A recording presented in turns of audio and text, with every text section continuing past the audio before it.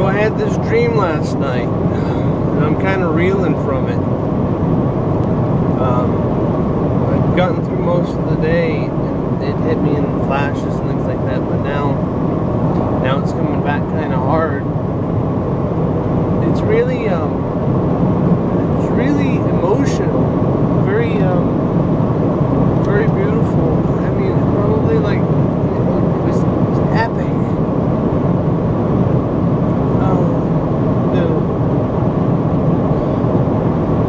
The happiest, saddest, most amazing story about love and everything that I've ever dreamt, that I've ever had the privilege of seeing. And it's all just up in my head, disappearing.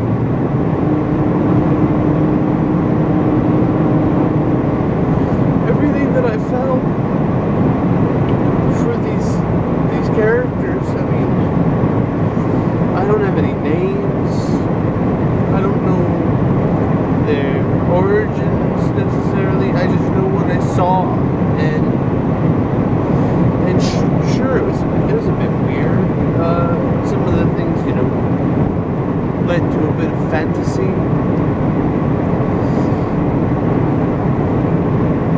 But it was spiritual. It was really deep.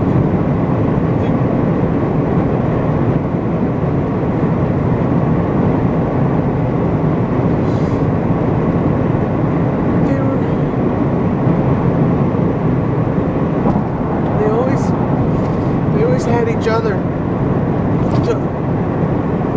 Right up to the end. It was always about taking care of each other, caring about each other. And I don't know how to explain it. I can't share it.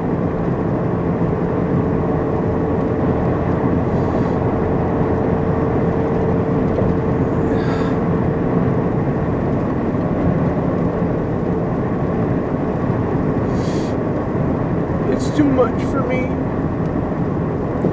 And if I can't share it, if I can't see it, if I can't recreate it, then it's just gone. Oh, it hurts.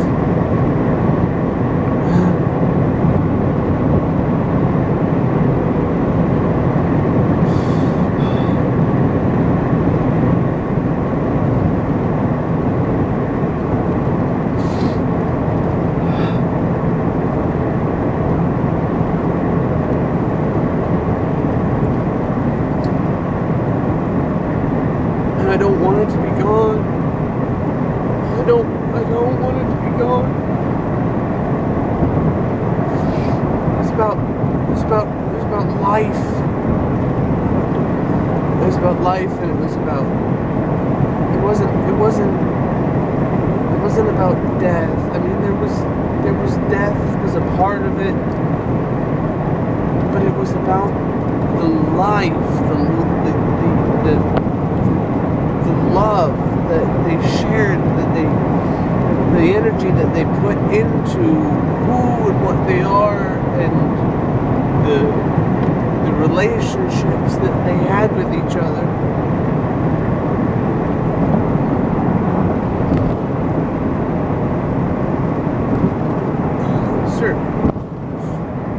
Certainly there's something there to learn.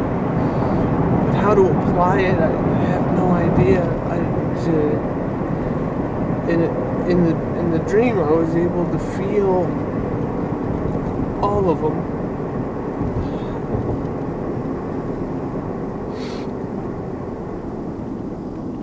But there'd be no such way to experience that again. Not that I'm aware.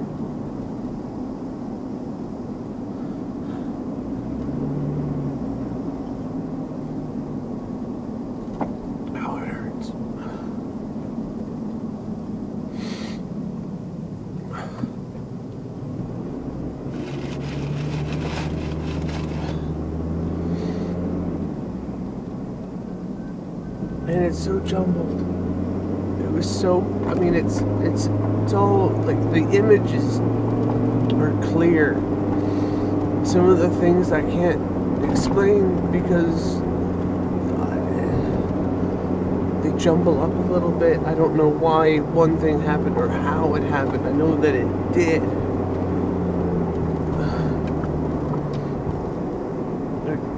It's like the sequencing has gotten a bit off.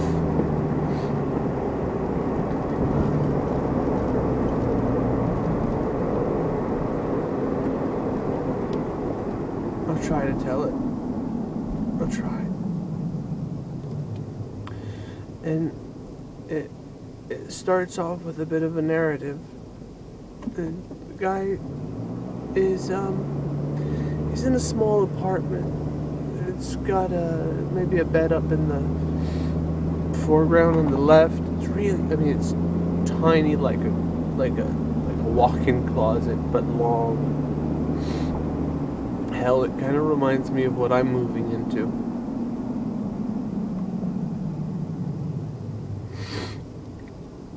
And there's a computer or a TV glowing that you can't quite see in the background on the right.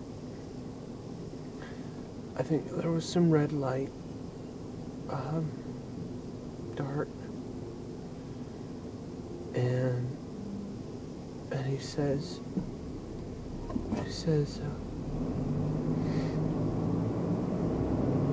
he's talking about how he met. He's talking about how he met this girl. The first time they started chatting, it was he had a British accent. The whole thing starts off with a kind of like a love affair with 80s punk, or maybe British punk.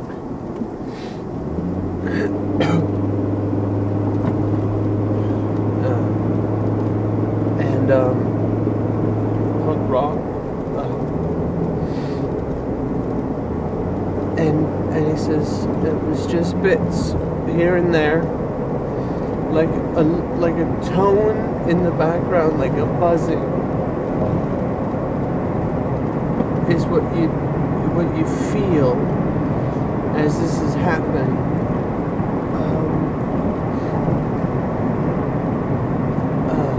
And they started a correspondence, or so it seemed in the dream.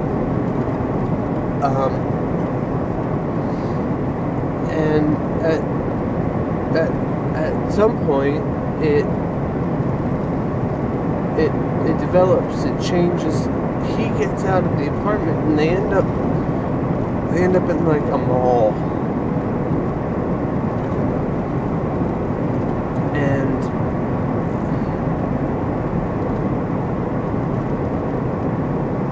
And for some reason they seem like, now that I remember it, I didn't notice this before, but there's a change between when he's in the apartment and he's an older guy. Not old, but like, when you're renting apartments. Maybe 18 to 25, he could have been. Not really good with ages, but I think they were younger at the mall, and they played, ran around. They had kind of a carefree relationship. They didn't have to worry about anything. Didn't show anything that they had to worry about. And then there was a third that arrived. That was brought in somehow. Now here's where it gets a little weird. Is they start. Well, they kind of turn into these clouds going through the mall. But they get to the point where they start getting upset with each other and fighting each other, and these clouds are kind of attacking each other. And early on, what you don't notice right away is that there's a bird. I had to think about it because I didn't notice it. I mean, it was there, but I didn't notice it until really they started noticing it. Like it was there, like the tone that you don't realize is there until it's talked about. And when they're in the mall, there's a bird. And every once in a while you see this bird and hear this bird, and there's bird chirping in the background. And then after they're fighting and such, as these clouds, the guy, who's a boy, I don't understand. He notices it, like really for the first time, and he goes that he's a boy again, and he's looking. Where are these birds? And he finds the bird nest, and when he does this, it changes his perception of the mall, and he sees it as it really is, instead of being a mall pretty much just empty and, you know, kind of void of people. Like, 'cause it's weird because it seemed like it was empty all the time, but I've got these memories of when there's people are occupying the mall. I'm not sure. Like, he was very fond of listening to the choirs singing, and then the music, orchestras that would be in the mall. But the thing is, I don't know how that. I don't know where it came from, how it fits in. But he sees that the mall isn't this pristine place. It's empty and shattered, and the ground's dirt and grass and plants, and there's other animals, and the place is blown out, and the windows are gone, all the glass is shattered, and there's light coming through.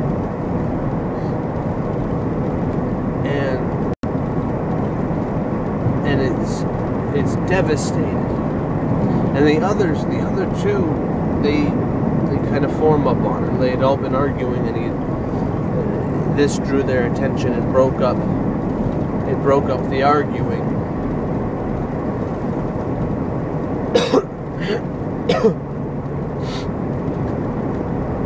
And they see the place as it really is.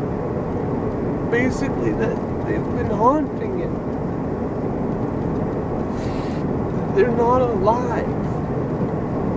And it's kind of a shock to them, as it might be to anyone trying to make sense. But it looked like there had been some great devastation, but some time ago. And they peer outside,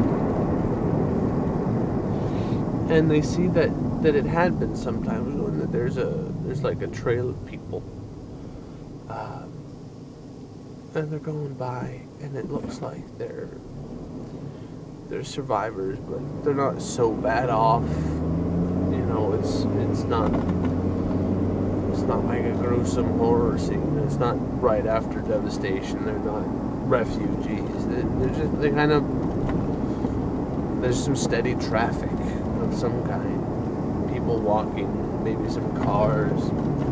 Didn't have a lot of tension. And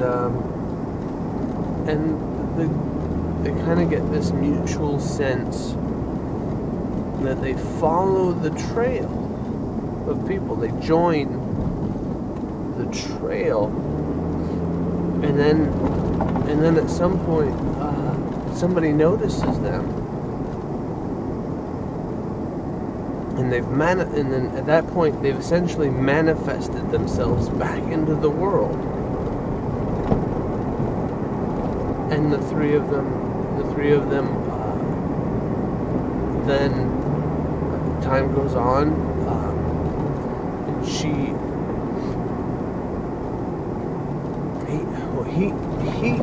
he becomes a very famous orchestrator, composer,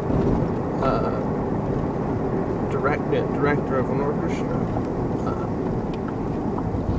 and she becomes a very famous singer and lives very luxuriously. And then the guys drove her. Now, honestly, okay, I was looking at a magazine, and it had No Doubt in it. This was last night, and I don't know if you're familiar with the band, but yeah, this kind of spilled over imagery. But it wasn't them. These people in the dream, in this other world, they were all foreign. Music was different. But anyway, the guy was their drummer, or her drummer, the third one.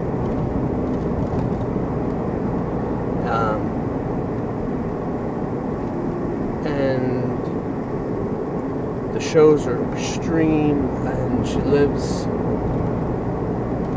very well. Well, they all do. They're happy, but it seems to wear on them, and they've extended their family of friends, and they're all very close. At some point, there's this lady who comes and talks to the girl, and they're not kids anymore. In the world, they're all, again, they're older versions of themselves, but not old,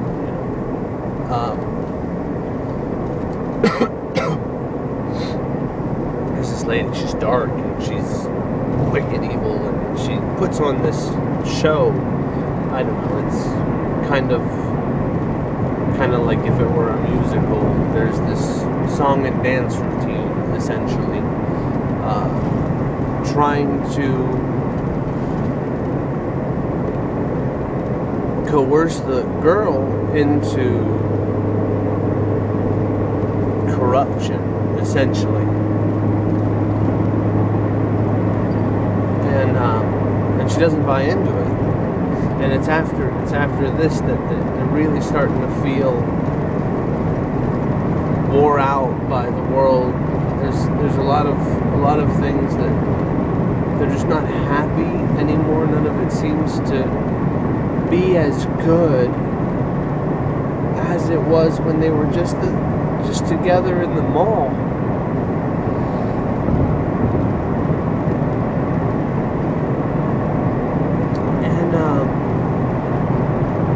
They gather all their friends together and a bunch of explosives, and they're having this get together, this party on the bus. I'll say bus. It wasn't a bus. It was a very interesting vehicle that they rode.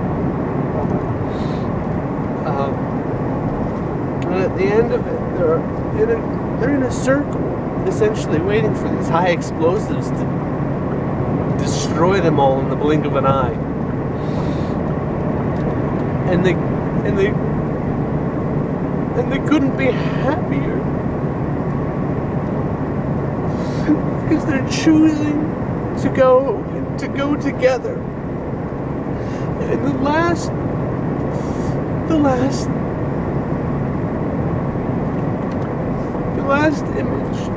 of the dream is the two of them that started it all, raising their glasses to each other, with leaning in towards each other out of the group. These smiles, just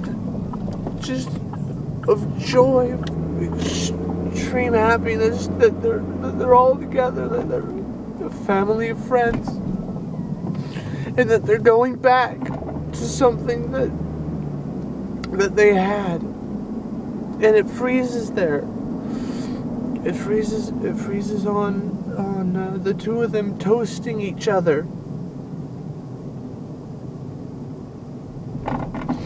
And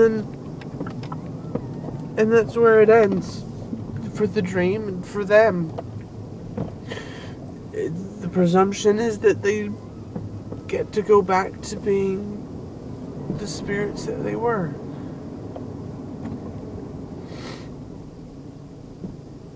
Go ahead. Sorry. And just like I said, it was really incredible, the whole thing. Just, I don't know what I haven't said. I don't know what I've missed or forgotten.